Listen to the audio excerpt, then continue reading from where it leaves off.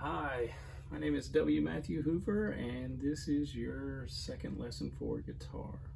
So today we're going to cover three concepts. We're going to cover the chord graph, the E minor chord, and chord notation. So the first thing we want to talk about is the chord graph. So the chord graph is a visual representation of the fretboard. So the best way to see that is if I put my guitar on the page like this.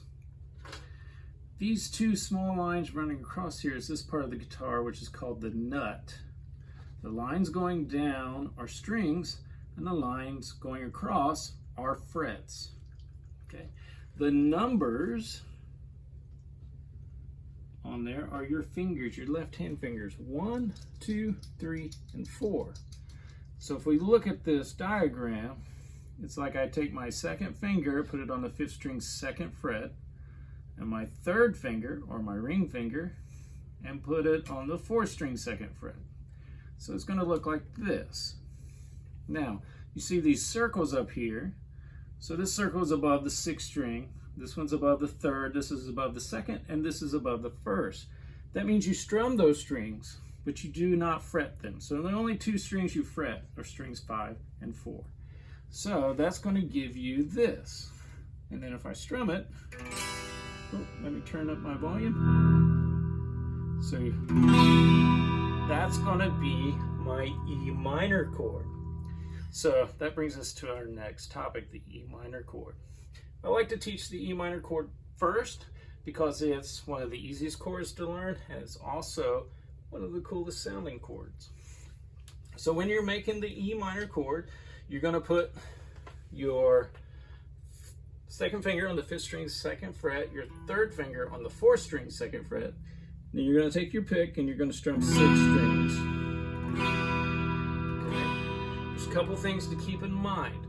You want to play on the tips of your finger closer to the nail. So you have a nice arch or a nice C shape in your finger. So this joint, this third knuckle joint, is very important. It needs to stay popped out. If you find your knuckle doing this, you want to immediately fix it to that. So my little saying is, don't let the knuckle buckle. So don't let it buckle. Play right on the tip.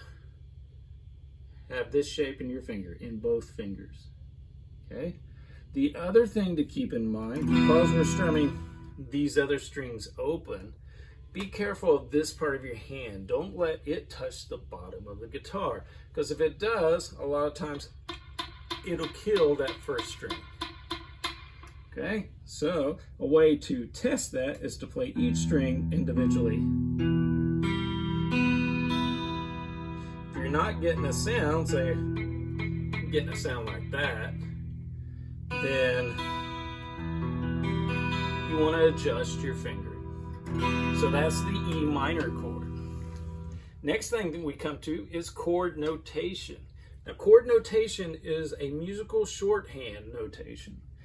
So it's not like full musical notation where you're getting every piece of information. So this is just an easier way for musicians to communicate with one another in a quicker way. Okay? So what we're going to get the name of the chord above, and then we're going to strum it one time for each slash mark.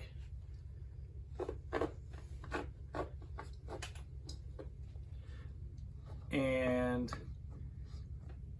so then we're going to have 1, 2, 3, 4, 1, 2, 3, 4.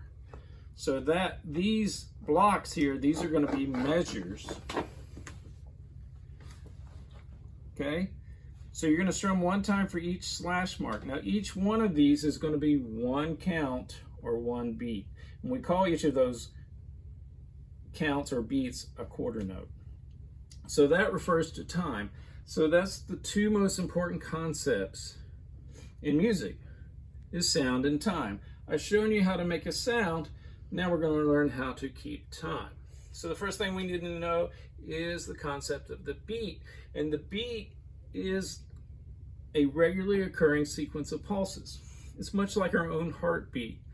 So if we're just walking normally, or we're just sitting here, you know, our hearts may be beating about like this,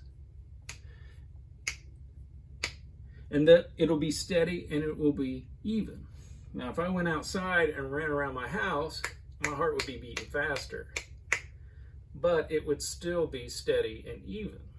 When I go to sleep tonight, it'll be beating slower, but it'll still be even. So the beat can be fast, medium, or slow.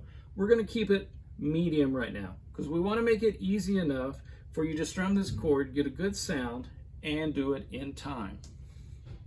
So we're going to say, just arbitrarily, that each one of these beats is going to be about 1 second. So you can also use the analogy of thinking of the ticking of a clock. So for example, 1, 2, 3, 4. 1, 2, 3, 4. So I just played from here to here. Now we also have this symbol, these 2 lines and these 2 dots, and we also have another one over here that's facing the opposite way. Those are your repeat signs.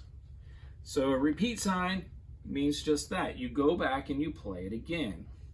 So before you play this E minor chord, you go to here, you go back to here, play it again, then you would play this one. Now a diamond in chord notation is going to be a special kind of time value, and that's the whole note. And a whole note gets 4 counts. So when you strum a whole note, you're going to strum it 1 time and then count the beats to 4. I'll do that one more time. 1, 2, 3, 4. Okay? So when you're strumming this, again, a nice steady tempo, you know, relaxed, and count as you strum. So I'm going to play this whole thing. So I got my E minor chord, I've made it. So here we go. So I'll even give myself a count off to help me. 1, 2, ready, go. 1, 2, 3, 4. 1, 2, 3, 4. Then I do my repeat. 1, 2, 3, 4. 1, 2, 3, 4. Now come to the whole note. 1, 2, 3, 4. Okay? All right. So if you have any questions, just leave them down in the comments and I'll answer them to the best of my ability. So thank you all so much. I hope you enjoyed it. I hope you got a lot out of it. I'll see you next time.